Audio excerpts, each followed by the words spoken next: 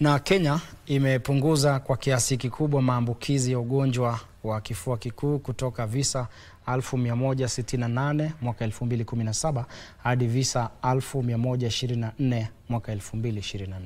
Haya yalibainishwa na maafisa wa Wizara ya Afya, huku Kenya ikiungana na mataifa mengine duniani kuadhimisha siku ya kimataifa ya kifua kikuu. Mwenyekiti wa kamati ya afya katika bunge la kitaifa Dr. James Nyikal alitoa wito kwa kuwepo kwa fedha za kutosha ili kuhakikisha mipango ya kukabiliana na ugonjwa huu haikwami licha ya serikali ya Marekani kusitisha utoaji wa misaada.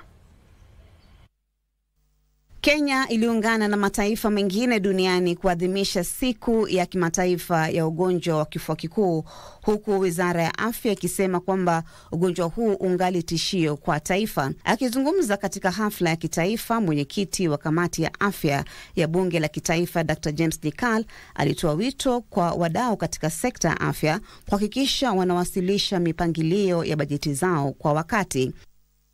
When the document comes to Parliament at the budget policy statement level, you actually have indicated your needs, and if they have not been met, then they should come clearly at that time.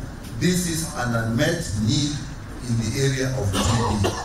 Ivan Rono, ambaye ni afisa mfuatilizi na mtathmini katika mpango wa kitaifa wa kukabiliana na ugonjwa wa kifua kikuu, alitoa wito wa sera thabiti kwenye viwango vya magatuzi ili kuhakikisha mgao wa rasilimali zaidi katika county. Financial policies that come out should ensure that it is geared towards ensuring that elimination of TB is realized. To the launch of Homa Bay. Mbali na hayo, kaunti ya Homa Bay inasherehekea kupungua kwa visa vya ukinzani wa dawa za kifua kikuu, huku kukiwa na ongezeko la visa vya matibabu. The number of drug-resistant TB cases has been on the decline since 2021 due to our improved quality of care, and as of 2024, we registered 9 drug-resistant TB patients on treatment. Maria Mboni nikiripotia Darubini, Channel 1.